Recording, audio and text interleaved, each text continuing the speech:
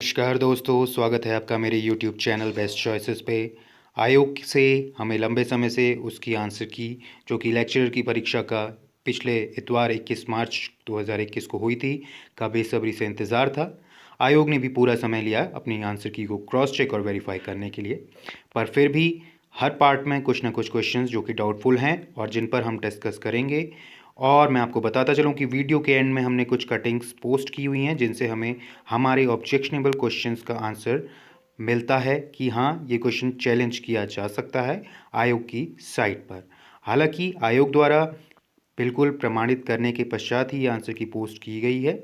फिर भी मैं आपको बताता चलूँ कि एनसीईआरटी, एससीईआरटी और गवर्नमेंट गैजेट्स, जियोज़ के थ्रू अगर हम अपनी कटिंग्स को आयोग तक भेजते हैं, पहुंचाते हैं, तो आयोग अपने उत्तर को सभी के लिए बोनस मार्क्स देने के लिए प्रतिबद्ध रहेगा। तो दोस्तों, 150 नंबर की इस परीक्षा में हम सभी इस बात का इंतज़ार कर रहे हैं कि वास्तव में स्थितियां क्या रहेंगी, किस प्रकार से प्रश्नों को टोटल कट ऑफ रहने की संभावना रहेगी। हैं पहला प्रश्न, मैं ये सेट डी क्वेश्चन नंबर 21 जिसमें डिस्कस किया जा रहा है शिक्षण कौशलों के प्रयोग से विकसित होता है। अधिकांश बच्चों का उत्तर रहा अधिगम, पर मैं आपको बताता चलूं कि ये उत्तर शिक्षण ही रहेगा, क्योंकि शिक्षण कौशलों के प्रयोग से विकसित होता है शिक्षण। जब आप बीएड स्तर पर शिक्षण का कार्य करते हैं तो लघु और सूक्ष्म शिक्षणों द्वारा आप अपने शिक्षण के कौशल को विकसित करते हैं अधिगम प्रयासों और प्रयत्नों द्वारा।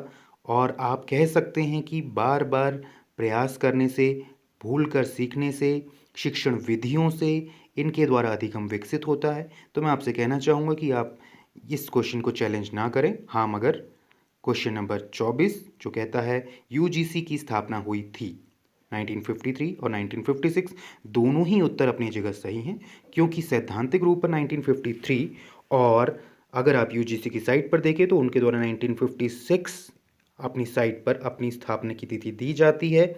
आप इसे नेट में सर्च कर सकते हैं।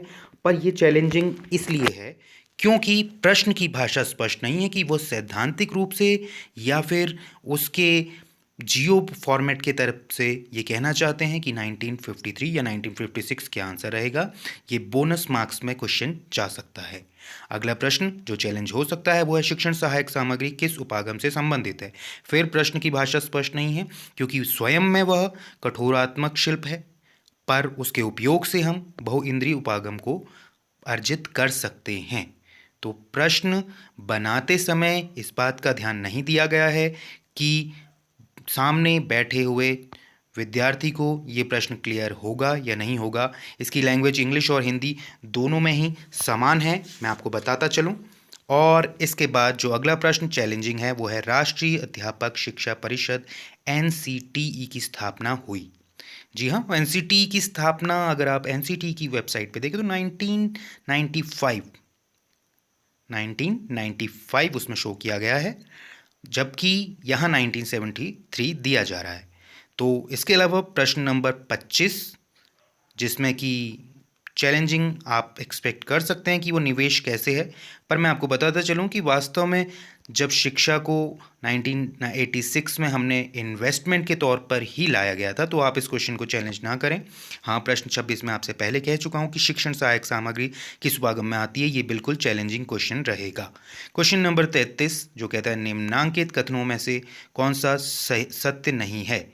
शिक्षण एक कला है, शिक्षण जन्मजात। मैं आपको बताता चलूं कि शिक्षक जन्मजात भी होते हैं। ये शिक्षा मनोवैज्ञानिकों द्वारा कहा गया है कि शिक्षक सभी प्रकार के होते हैं, शिक्षक जन्मजात भी होते हैं और शिक्षकों को प्रशिक्षित भी किया जा सकता है। तो इसका उत्तर ये सभी होने की संभावना बनती है। इसके लिए हम आपके लिए एनसीईआरटी और एससीईआरटीज़ और रिलेटेड बुक्स की कटिंग्स आपके लिए अवेलेबल करवाएंगे। मैं आपसे अनुरोध करता हूँ कि आप मेरे यूट्यूब चैनल को सब्सक्राइब कर लें ताकि जब हम इन्हें पोस्ट करें तो आप इन कटिंग्स के साथ इसे चैलेंज कर सकें आयोग से और बोनस मार्क्स ले सकें। देखिए, उनमें से ही एक प्रश्न आया है कि अनियन यानी प्याज का रंग लाल किस कारण से होता है।